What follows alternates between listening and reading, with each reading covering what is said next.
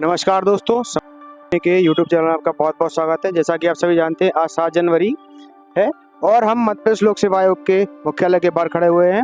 हमारे साथ एक मैम जुड़ चुकी हैं जो अभी-अभी इंटरव्यू दे के बाहर आ रही हैं। तो यदि आप इसकी तैयारी कर रहे हैं या जानना चाहते हैं कि इसमें क्या-क्या होता है, तो इस वीडियो को अंत तक जरूर देखें। मैम आज आपका किस चीज़ का इंटरव्यू था? मेरा असिस्टेंट प्रोफेसर होम साइंस का इंटरव्यू था।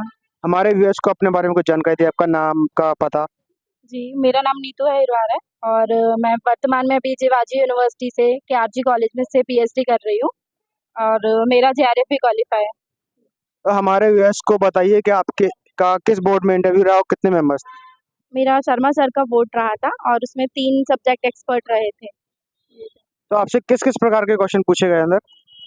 एक करंट से सवाल था, शर्मा सर ने मुझसे पूछा था, रेवा से संबंधित कुछ था, मैं अभी थोड़ा रिकॉल नहीं कर पा रही हूँ। और फिर उसके बाद क्योंकि मेरा जो टॉपिक है वो मिलेट से संबंधित है, तो उन्होंने मुझसे पूछा कि मिलेट्स कितने प्रकार के होते हैं? क्या जो मक्का है वो मिलेट में आता है? तो मैंने मना कर दिया कि नहीं आता है। फिर उन्होंने मुझसे पूछा कि लहरी बाई कौन है? तो फिर लहरी बाई ने पूछा कि वो कौन से जिले से संबंधित रखती है? वो इतनी चर्चा में क्यों है? फिर मैंने वो भी बताया कि जो वो मिलेट्स क्वीन बनी थी वो 2023 की और डिंडोरी से हमारे मध्य प्रदेश से संबंधित रखती हैं। फिर उन्होंने मुझसे फिर उन्होंने सब्जेक्ट वाली जो मैम थी, बिकॉज़ मेरा जो बेसिकली स्पेशलाइज़ेशन है वो फूड एंड न्यूट्रिशन है। तो फिर वो मैम ने मुझसे थेरेपेटिक न्यूट्रिशन क्या होता है, आरडीए क्या होता है और जो आरडीए किस तरीके से निर्धारित किया जाता है, उसको कौन बना रहा है, मतलब आईसीएमआर बना रहा है, एनआईएन का मुख्यालय कहाँ है, फुल फॉर्म क्या है? मतलब न्यूट्रिशन वालों को तो ये चीज़ पता होनी चाहिए। फिर उन्होंने मुझसे पूछा कि क्या-क्या कारण ऐसे निर्धारित करते हैं, आरडीए बनाते हैं जब। फिर उन्होंने मुझसे ये पूछा कि थेरेपेटिक और एक व्यक्ति को कैसे किस तरीके से स्वस्थ बोल सकते हैं। फिर उन्होंने क्लिनिकल न्यूट्रिशन थेरेपेटिक का पूछा और एक उन्होंने मुझसे ये पूछा क्योंकि मेरा एक्सटेम्पोर जो होता है, हम लोग वाद-विवाद जो वाला आता है, उसमें मेरा फर्स्ट प्राइज़ या थर्ड था, 2-3 चीज़ों में था, तो उससे मेरी सर्टिफ़िकेट से चीज़ें पूछी। तो उन्होंने मुझसे पूछा कि जो ब्रेस्ट फीडिंग में कोलोस्ट्रम होता है वो कब स्टार्ट होता है, वो क्यों इम्पोर्टेंट है बच्चों के लिए, क्या-क्या उसमें फैक्टर्स होते हैं, कौन-कौन से न्यूट्रिएंट होते हैं उसमें। फिर उन्होंने फिर मुझसे किचन के टाइप्स पूछे, मतलब न्यूट्रिशन का पूछ के फिर किचन के क्या टाइप्स होते हैं। फिर किचन के टाइप्स पूछने के बाद जो एक फिर उनने जो भी था पूछ लिया, फिर उसके बाद दूसरी मैम को ट्रांसफ़र कर दिया जो होम मैनेजमेंट वाली थी। तो फिर उन्होंने मुझसे पूछा कि किचन के विंडो के क्या टाइप्स होते हैं। तो मैंने उनको बताया मैम 2-3-4 मुझे याद है, तो मैंने बताया और तो उन्होंने बोला ठीक है। फिर एक क्रोमा थेरेपी के बारे में भी पूछे कि क्या होता है, तो मैंने बोला मैम इसको तो मैं नहीं समझ पा रही हूँ। तो बोली कलर से संबंधित है, तो फिर मैंने उसके लिए मना कर दिया। फिर उन्होंने मुझसे किचन के टाइप पूछे, फिर उन्होंने हाँ, एक चीज़ पूछा था मुझसे कि विंडो और जो वेंटिलेशन होता है, उसमें क्या डिफ़रेंस होता है, क्यों क्यों यूज़ होते हैं? तो मैंने अपने स्तर पे उनको बताया कि जो ऊपर वेंटिलेशन वाला पार्ट है, वो वेंटिलेशन हवा और उसके लिए यूज़ होता है और विंडो तो हवा के लिए, लाइट के लिए और आजकल डेकोरेटिव पर्पज़ के लिए भी यूज़ करते हैं। तो उन्होंने मुझसे विंडो के टाइप भी पूछे, तो मैंने बता दी उनको वे विंडो, साइड विंडो होगी, वॉल विंडो होती हैं। तो फिर उन्होंने ये पूछा और फिर उन्होंने और भी पूछा था और हाँ, एक जो फ्रिज की गैस के बारे में पूछा था, ये हमारे क्वेश्चन में भी आया था एग्ज़ाम के, बट मुझे अभी याद नहीं आ रहा था। हाइड्रो करके याद आ रहा था, फिर शर्मा सर ने बोला वो तो ग्रुप है, वो तो है ही। तो फिर बोला ठीक है चलो जाने दीजिए, फिर तीसरी मैम को ट्रांसफ़र कर दिया। फिर तीसरी मैम ने बोला कि आपका तो न्यूट्रिशन है, आप साइंस बैकग्राउंड से हो, फिर आप कैसे करोगी? मैंने बोला मैम मेरा जेआरएफ है, 10 यूनिट मैंने पूरी पढ़ी है और मैं पढ़ाती भी हूँ बच्चों को क्योंकि मुझे पढ़ाने के लिए दिया जाता है।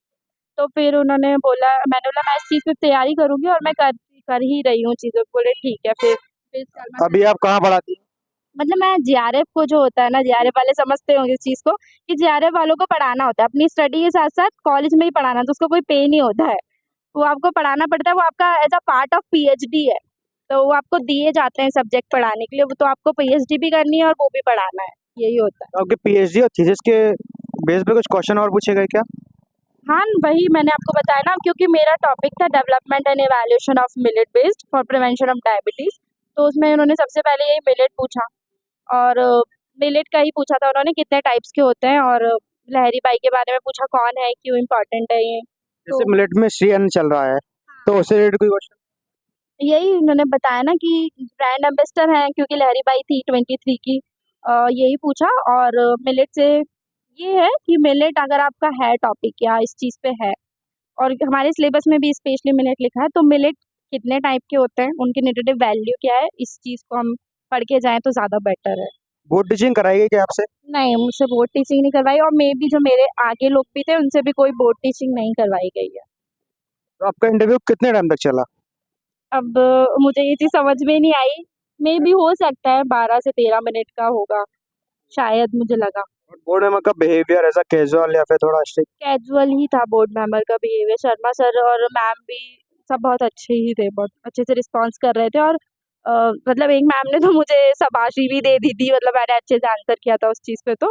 और बाकी सब बहुत अच्छा चला, बट हम ही खुद जाके वो थोड़ा-सा नर्वसनेस और वो चीज़ें हो जाती हैं। तो जो अभी जिसका इंटरव्यू आने वाला है या जो तैयारी कर रहा है उसके लिए कुछ बताना चाहेंगे आप? होम साइंस से ही संबंधित जी। करंट में जैसे आप हेल्थ से रिलेटेड हैं, आप कॉमर्स से या दूसरे सब्जेक्ट जिससे भी रिलेटेड है, थोड़ा उसका करंट में क्या चीज़ें चल रही हैं, जो स्पेशली हमारे सब्जेक्ट से रिलेटेड है, वो होना चाहिए। और जैसे पहले के इंटरव्यू में पूछे गए हैं कि वाइस चांसलर के नेम क्या है आपके, आप कौन-सी यूनिवर्सिटी से पढ़ के आ रहे हो, किसमें पढ़ रहे हो, उसके बारे में थोड़ा पता होना चाहिए। और जैसे आपका पीएचडी टॉपिक है, तो उसके बारे में पूरा पता होना चाहिए कि आपका पीएचडी का टॉपिक जो भी है, कुछ भी हो उससे आगे-पीछे सब पता होना चाहिए, क्योंकि वो ज़रूरी नहीं कि आपके पीएचडी के टॉपिक से ही पूछें। और रिसर्च रिसर्च पता होना चाहिए। और होम साइंस में तो बहुत वैरायटी होती है, मतलब आप ये नहीं कि आप न्यूट्रिशन वाले तो सिर्फ से आप न्यूट्रिशन पूछेंगे, आप जिसके उससे ज़्यादा क्वेश्चन पूछेंगे, बट दूसरे सब्जेक्ट के भी साथ के साथ पूछे जाएँगे। तो मैं यही बोलना चाहूँगी, बाकी सब्जेक्ट का है, क्योंकि सारे ही इसमें 10 यूनिट होती है, तो सारे यूनिट का थोड़े-थोड़े पार्ट सभी कवर करना चाहिए। Thank you ma'am, most welcome.